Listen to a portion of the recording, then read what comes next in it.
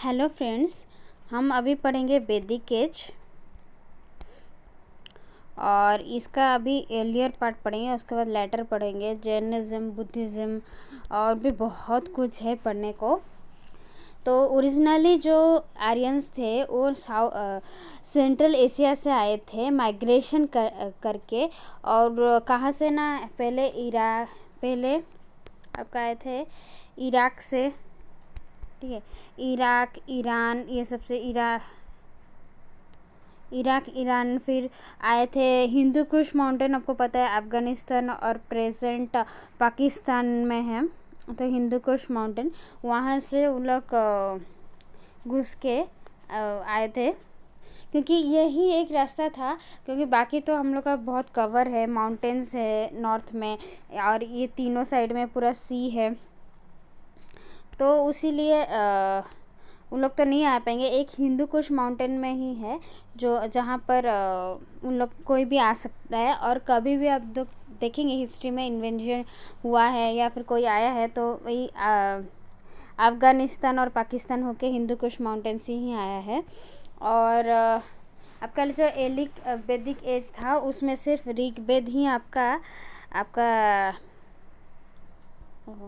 ऋग्वेद भी आपका पहले था। उसके बाद जो लेटर वैदिक एज है उसमें से आपका बहुत सारे जितना और 3 वेद है, साम, अथर्व और ये क्या यजुर्वेद, सब कुछ आया, ठीक है। और पहले क्या था कि ये सप्तकुश रीजन में आए थे। ओके, ओरिजिन कहाँ से हुआ है देखते हैं। बहुत सारा थ्योरीज़ है, तो हम लोग थोड़ा सा थ्योरी पढ़ लेते कि कौन सा कहाँ से कौन कौन बोला है।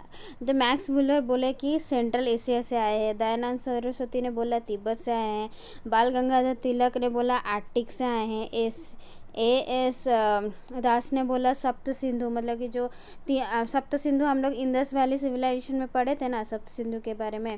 तो जैसे कि आपका ये सतलज हुआ, सतलज, राबी, चेनाब, झेलम, ब्यास और इंदस, ठीक है, ये सब। और कोई कोई बोल रहा है कि ऑस्ट्रेलिया हंगरी से भी आए हैं, बहुत बोले कि रशिया से आए हैं।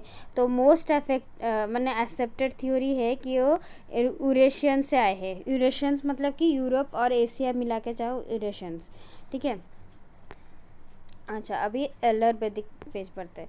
तो हम लोग को एक्सेप्टेड थ्योरी पता हो गया कि सेंट्रल एशिया से आए।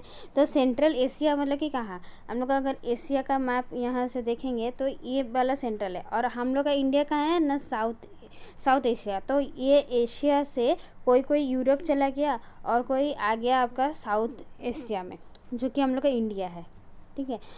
धीरे धीरे उन लोग कम्युनिटीज़, पहले क्या वो लोग नोमर्स थे, कहाँ आते थे, बस जाते थे जहाँ, वहाँ का रिसोर्सेज जब ख़त्म हो गया तो फिर वो लोग आगे चले आते थे। तो ऐसे हम लोग का उन लोग आए। ये इन्वेंशंस मैंने यहाँ कोई आके पहले यहाँ कोई था और आके यहाँ कोई बैठा, मैंने मार या फिर कोई फाइटिंग करके बैठा नहीं यहाँ पर कि सेटलमेंट नहीं हुआ है। उन लोग मास माइग्रेशंस किए हैं, ठीक है। और क्या है, हम लोग आर्यंस क्यों बोलते हैं, क्योंकि उन लोग वेदस में, स्पेशली ऋग्वेद में बोलते हैं कि जो नॉलेजेबल है, जो बहुत ज़्यादा नॉलेजेबल है, सुप्रीम नॉलेज, उनको आर्यंस बोलते हैं। और द लैंग्वेज है क्या ना, संस्कृत लैंग्वेज है। और 3 पेज अब उपनिषद ये सब भी है। उपनिषद का मतलब है spiritual knowledge acquire by hearing great saint, मतलब कि बहुत पहले क्या होता था, कोई तो ऐसे राइटिंग नहीं होता था तो सब सुन के ही याद रखते थे। जिसमें 108 उपनिषद है। और जो मुंडका उपनिषद है उसमें सत्यमेव जयते हम लोग का उसमें आया है। और 18 पुराणस है जो कि हिस्ट्री, कॉस्मोलॉजी, फिलोसफी इसके बारे में बोला है। ऋग्वेद में क्या है, प्रेयर्स है। सामवेद में चांट्स है, म्यूजिक्स वगैरह। और अथर्व ये यजुर्वेद में क्या है, यज्ञ, रिचुअल्स, रिलीजियस प्रैक्टिसेस है। अथर्ववेद में क्या है, जो ब्लैक मैजिक टाइप का है और मेडिसिन्स है। और उसके बाद क्या है, जो वेदर्स है ना, वो मंडलिज्म में वो बहुत सारा पार्ट्स में डिवाइड हो गया। जैसे कि देखो, मैं अभी आपको वैदिक एज पढ़ा रही हूँ, लेकिन पहले ईयरलियर पढ़ाऊँगी, फिर लेटर पढ़ाऊँगी, ये सब। तो ये सब पार्ट्स में पहले डिवाइड हो जाते हैं, तो उसको मंडलस बोलते हैं। तो जो गायत्री मंत्र जो है, प्रेयर्स, वो आया है आपका प्रेयर टू, क्या बोलते हैं उसको, सावित्री। हाँ, वो किस में आया है ना, मंडका, इसमें हाँ, थर्ड मंडलेज में था ऋग्वेद का। ठीक है। और वेद आपको पता है, नॉलेज ऑफ पार एक्सीलेंस। ठीक है। ज्योग्राफी में हम लोग बोल सकते हैं कि यहाँ उन लोग रिवर के जो 7 रिवर है उसके पास उन लोग रहे होंगे। और क्या उन लोग वहीं पर ही रहे, क्योंकि उन लोग विंध्या, देखो रिवर तो ऐसे फ्लो हो रहा है ना, और उसके नीचे फिर आपका विंध्या है और गंगाज भी है, बहुत सारा है, लेकिन उसके बारे में उन लोग कुछ भी बोले नहीं। ठीक है। और मेंशन भी नहीं किए हैं। और सोशल लाइफ कैसा है ना, उन लोग ना ऐसे ग्रुप में रहते थे। और उनका एक किंगशिप टाइप का रहता था, एक किंग रहता था, और जिसमें कि नो किंगडम। ठीक है। और क्या है, नो ट्राइबल्स जो सोसाइटी रहते थे उनको बोलते हैं जन। ठीक है। उसके बाद धीरे धीरे हो जाएगा महाजनपद। तो पेट्रोलिटिकल सोसाइटी था, मेल डोमिनेंस था, लेकिन वुमेन का भी बहुत हाई पोजीशंस था। हायर एजुकेशन उन लोग पढ़ते थे, अपना डिसीजन खुद लेते थे। किसी को मैरिज करना है, कोई वुमेन किसी को मैन को चॉइस करते तो उसका हिसाब से वो लोग शादी करते थे। और विडो रीमैरेज भी होता था, नो चाइल्ड मैरिज भी हो रहा है, नो चाइल्ड मैरिज था, मैंने चाइल्ड मैरिज बिल्कुल नहीं होता था। और आपका 3 क्लासेस था उसमें, बर्नर्स अभी भी है, लेकिन वो जो था ना, classification on the nature of the war था। हम लोग का अभी मैंने क्या, जब जन्म होते तभी हम लोग का कास्ट सिस्टम कर देते या फिर बर्नर सिस्टम। बट उन लोग का क्या था कि जो जैसा काम कर रहा है उसके हिसाब से उन लोग बन चेंज किए, उसके हिसाब से बन उन लोग बोलते थे कि ये चैंटिंग कर रहा है मतलब ये ब्राह्मण से, ये युद्ध कर रहा है मतलब ये क्षत्रिय है। ऐसा कुछ नहीं है कि जन्म से ही मैंने कि उसको बोलेंगे। ठीक है। ब्राह्मण जो स्कॉलर्स थे, प्रीस्ट थे, क्षत्रियस मतलब कि जो वॉरियर्स, एडमिनिस्ट्रेटर्स, लेटर रूरल जो भी हुए जो कि एडमिनिस्ट्रेशन किए हम लोग का, सब क्षत्रियस थे। वशिष्ठ कौन है ना, जो फार्मर्स है, और ट्रेडर्स भी बने। अशूद्र सबसे प्रॉब्लम कर रहे, जो सर्वेंट्स हैं उनका बाद में जाके बहुत प्रॉब्लम होने वाला है। सर्वेंट्स हैं, फील्ड लेबरर्स हैं, दास या दाशु हैं। तो ये सब रिजिड पहले नहीं था, बाद में लेकिन बहुत हो गया रिजिडिटी चेंज करने का। और उसके बाद हम लोग का क्या है, इंटर कास्ट मैरिज भी एबोलिश था। और फूड जो था वो वेजिटेरियन, जैसे कि व्हीट, बार्ले, और मीट में फिश और फिश, बर्ड्स और गोट्स खाते थे। शिप्स भी कभी कभी खाते हैं। और ड्रिंकिंग में सोमरस जो कि कश्मीर में मिलता है।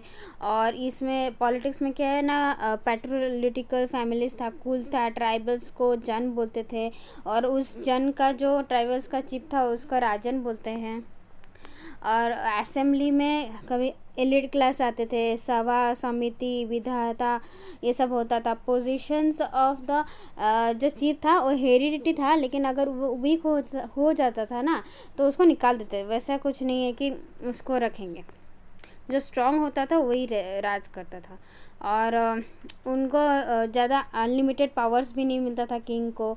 और इंटर हमेशा फाइटिंग ही रहता था इंटर ट्राइबल्स में। उनका मेन ऑक्यूपेशंस कैटल ब्रीडिंग और जो कैटल ब्रीडिंग था और पोस्टल लाइफ था, लेकिन एग्रीकल्चर उनका सेकेंडरी आया, सेकेंडरी था। लेकिन वो लोग जितना मैंने बनाते थे उतना ही खाते थे, या फिर बोल सकते जितना खाते थे उतना ही बनाते थे, और ज़्यादा नहीं बनाते थे या फिर स्टोर नहीं करते थे। और उन लोग का फाइटिंग हमेशा लैंड के तरफ नहीं होता था, जो कि लेटर वैदिक पीरियड में होगा। उन लोग हमेशा कैटल में ही वार करते थे, और वार ऑफ कैटल्स को बोलते हैं गविस्ती। ठीक है, क्राफ्ट्स होता था, पोट्री होता था, फिर ये